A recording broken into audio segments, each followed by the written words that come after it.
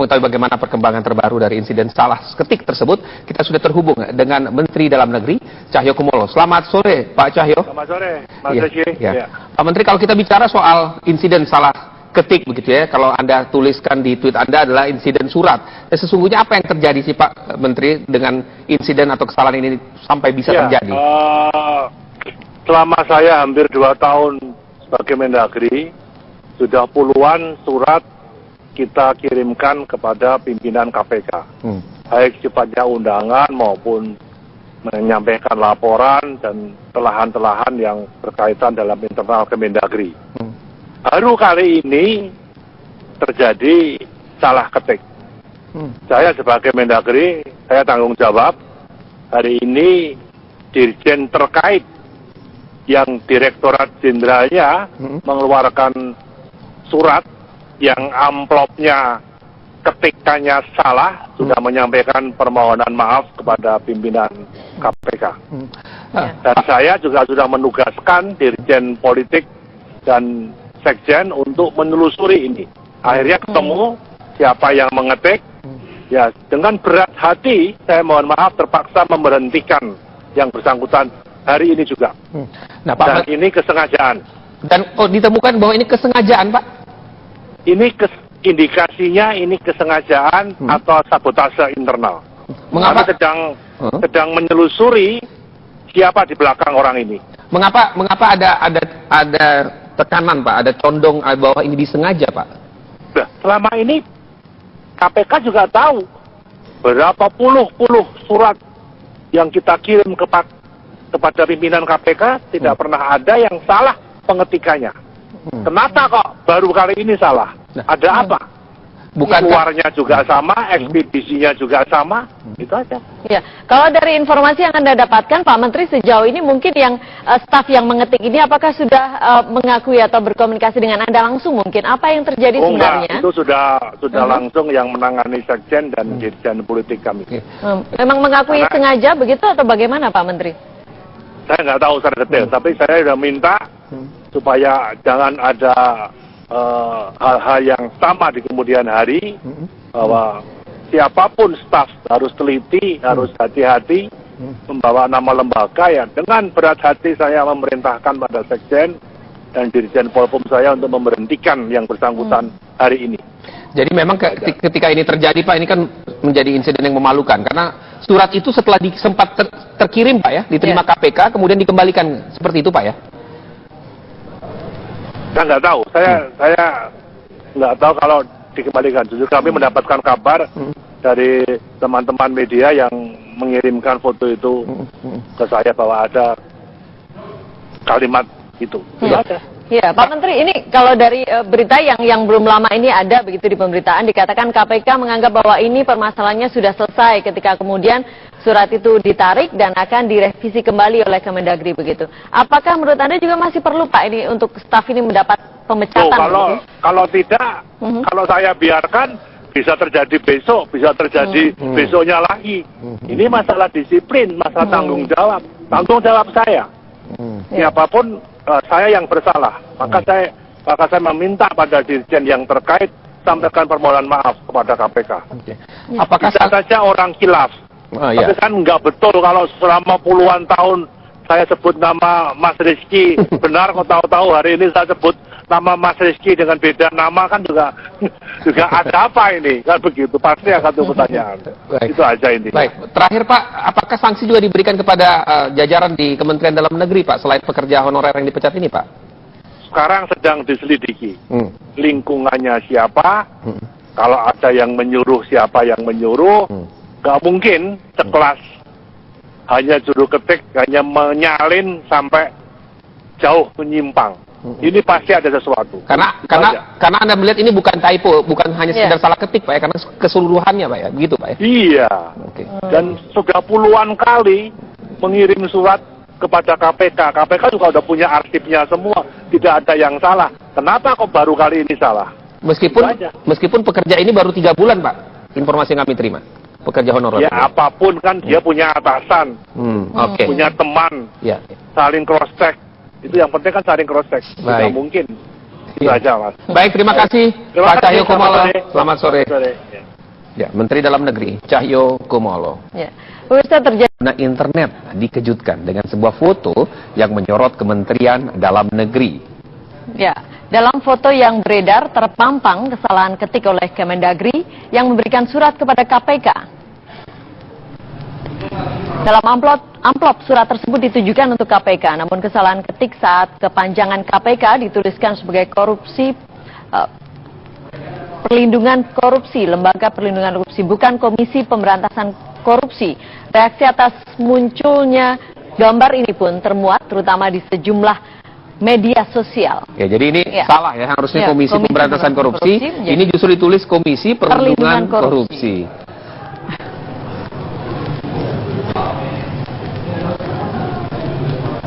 Ini jadi agak memalukan ya. Betul. Memalukan sekali ketika institusi salah mengirimkan surat yang harus walaupun sampai juga ke gedung KPK kan. Dan kemudian dikembalikan surat itu akhirnya.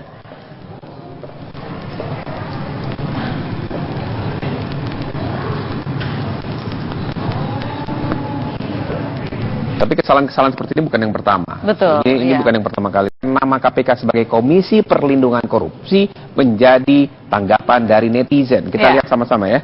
Apa saja tanggapan dari para netizen soal kesalahan ketik dari kepanjangan KPK ini. Ada yang mengatakan, tidakkah kalian terhina ketika rakyat melabeli kalian sebagai Komisi Perlindungan Korupsi, sebagai sindiran begitu ya. Kemudian ada bermacam-macam tanggapan. Ini ada dari Palembang nih. Palembang ditulis pencegahan anti korupsi. Sekarang surat Mendagri yang bilang Komisi semua hashtag ya menggunakan tanda pagar. Iya. Ada yang menuliskan ini yang nulis terkena sindrom alam bawah sadar Situmorang sehingga sebut KPK Komisi Perlindungan Korupsi. Awas dipecat katanya. Sudah dipecat sih. Sudah dipecat. Kemudian ini adalah Yudhistira, tidakkah kalian malu wahai KPK RI disebut Komisi Perlindungan Korupsi oleh Mendagri. Iya. Bukan Mendagri ya, Kementerian Dalam Negeri ya. Iya. Ya. Ini beberapa tanggapan dari netizen ya. Namun kemudian kita juga akan melihat bagaimana tanggapan dari pihak Kemendagri menanggapi hal ini. Nah, ini di sosial media juga ya. Menteri Dalam Negeri yang melakukan tweet ya, insiden salah ketik surat Kemendagri, Komisi Perlindungan Korupsi. Ini merupakan sabotase di dalam kementerian. Ini adalah tweet dari Pak Cahyo Kumolo tadi pagi ya. Ya, tadi pagi. Jadi ketika ramai-ramai soal salah ketik, kemudian langsung men-tweet bahwa direspon itu begini ya. Ya, diindikasikan ada sabotase begitu. Nah, kemudian insiden tersebut membuat malu lembaga Kemendagri. Ini dia menggunakan tanda pagar, Pak Menteri, insiden surat. Dikatakan memang insiden ini membuat malu dirinya dan juga membuat reputasi dari Kemendagri menjadi kurang bagus. Begitu. Kemudian selama ini pengetikan alamat surat keluar ditujukan kepadanya tidak pernah salah. Dan ini mungkin yang membuat Pak Menteri mengatakan bahwa ini sabotase ya. Betul. Karena selama ini tidak pernah salah, kemudian ini salah. Ya, baru semalam saya mencari tahu langsung kebenarannya dan benar ada sabotase dari dalam. Masih diberi tanda pagar ya, insiden surat. Ini yang keempat ya. Iya. Jadi, ada beberapa poin yang ditulis ya. Ada 5 poin Rizky ternyata. Dan ini yang kelima saya memerintahkan kepada Sekjen dan Dirjen Politik pegawai tersebut harus segera di BAP dan hari ini segera dipecat, tidak hormat. Ya. Kabar terbaru yang kami miliki memang pegawai honorer ternyata dan sudah dipecat. Sudah dipecat ya pada sore hari ini, sudah selesai di BAP dan kemudian dipecat tidak hormat. Dan pegawai ini baru bekerja 3 bulan. Ya, kabarnya seperti itu, baru 3 bulan. Kemudian saya tidak tahu, kita tidak tahu apakah kemudian sebelum dikirim sudah dicek atau belum ya. Tapi akhirnya sampai ke KPK juga.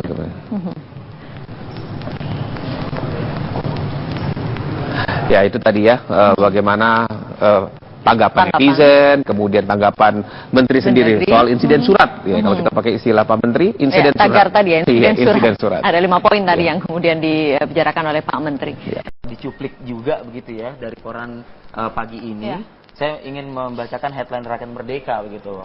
Ini kalimatnya berbasis sekali. Menampar keras, menohok begitu ya, Pi ya. Betul. Bersama kita sudah ada Pak Suparman Marzuki, mantan KY, Ketua KY, dan di Malang, Jawa Timur juga ada Prof. Gayus Lumbun begitu, Pak Suparman. Ini judulnya ya, lagi hakim terima suap, wakil Tuhan apa wakil iblis gitu. Iya kan? Iya. Lalu juga di Koran Sindo tadi MA gagal. MA gagal benahi hakim. Di Indopos hakim tipikor pun terima suap. Ya. Kalau melihat headline koran pagi hari ini dan kita juga bahas pagi ini ya, sepakat bahwa MA gagal benahi hakim, reformasi gagal di peradilan. Ya, ini benar tidaknya, tapi ini ekspresi kemarahan, ekspresi kejengkelan, ekspresi tidak ada harapan pada dunia pengadilan. Sehingga mereka memberikan judul-judul yang mengerikan, yang menohok tajam seperti ini. Mahkamah Agung sebagai lembaga pengadilan tertinggi tidak perlu malu dan merasa gagal gitu. Kalau memang gagal, katakan gagal, benahi. Sebagian dari judul-judul itu mesti harus kita terima dengan lapang dada sebagai kenyataan ya. Tidak boleh tidak, harus ada perbaikan mendasar ke depan. Kenyataannya kan yang terjadi seperti sekarang ini. Ini bukan kali pertama hakim tertangkap tangan, dicokok oleh KPK, begitu. Kok ya nggak kapok-kapok, Pak? Ini tuh apa sih? Dasarnya sebagai wakil Tuhan, ternoda juga. Problemnya kompleks ya, problemnya kompleks. Selama ini semua pihak yang concern dengan masalah ini lebih memikirkan penyelesaian di hilir. Hakim ditangkap, hakim diberi sanksi, dinonpalu, diberhentikan, tidak dimutasikan. Itu kan problem-problem yang diselesaikan di hilir. Tapi tidak pernah disentuh hulunya. Hulunya apa? Hulunya kita tidak punya desain ya. Ini tidak sepenuhnya kesalahan Mahkamah Agung, tapi juga kesalahan seluruh potensi bangsa yang menjadi bagian dari upaya membenahi ini. Rekrutmen. Sumber daya hakim itu harusnya disiapkan betul di perguruan tinggi. Tidak semua orang yang bersarjana hukum boleh dan bisa menjadi hakim. Harus ada seleksi-seleksi alamiah, seleksi-seleksi desain tertentu di fakultas hukum. Sebagaimana negara-negara lain sudah lakukan. Jepang sudah lakukan ini, Turki sudah lakukan ini, Jerman sudah lakukan juga bermasalah, ini. Yang kedua, proses seleksi tidak terbuka, mohon maaf nih, tidak transparan.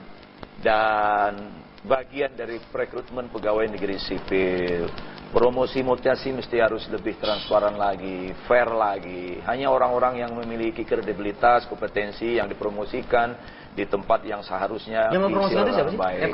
Mahkamah Agung. Kemudian reward and punishment. Sekarang rewardnya sudah lumayan baik. Ya. Kita tidak bisa lagi menjadikan gaji sebagai alasan. Sudah tinggi. Sudah tinggi. Ya, harusnya bersyukur nih. Kecuali orang-orang yang nggak bersyukur, ini susah. Ya kan?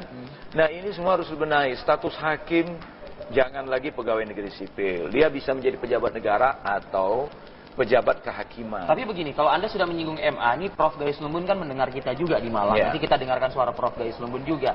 Anda tadi menyebut MA pun juga ya seharusnya punya peran penting dalam mengkoreksi, menempatkan fit and proper lah ya, begitu kurang lebih begitu, bagi hakim-hakimnya. Tapi kalau kita lihat tadi di penghujung kabar paket yang tayangan tadi, iya, petinggi di MA pun juga diperiksa oleh KPK juga karena diseret-seret dalam kasus di Pengadilan Tinggi DKI Jakarta begitu. Ya artinya MA-nya juga ya harus berbenah juga dong berarti. Pasti, tidak bisa tidak. Dia kan lembaga tertinggi, ya, lembaga tertinggi peradilan, sekaligus juga pengawas tertinggi institusi peradilan, ya, terutama pengawas internal. Harus yang pertama-tama berbenah itu justru induk semangnya Mahkamah Agung. Ya, berbenah baik di integritas para hakim, kompetensi para hakim, dan tidak salah pentingnya memberesi administrasi pengadilan.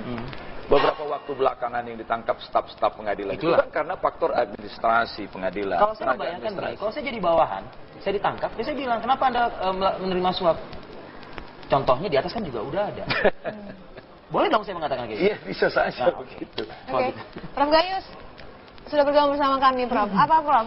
Tanggapannya ini nilai MA gagal membenahi hakim. Dari MA-nya dulu nih, induk semangnya dulu nih yang harus dibenahi.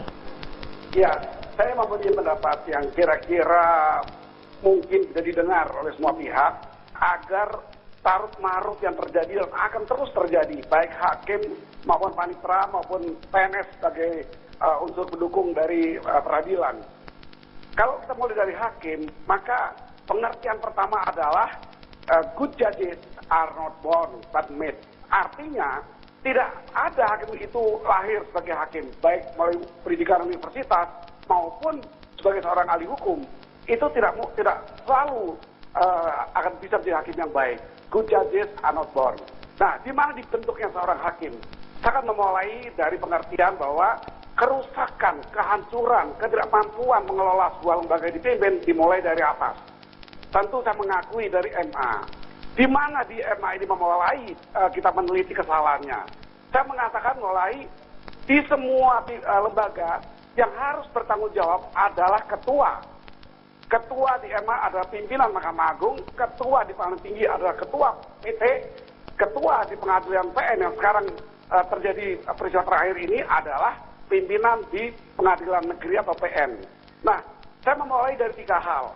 Yang pertama, bagaimana memulai memilih, merekrut atau menempatkan mutasi promosi kepada seorang pemimpin di 3 tempat tadi.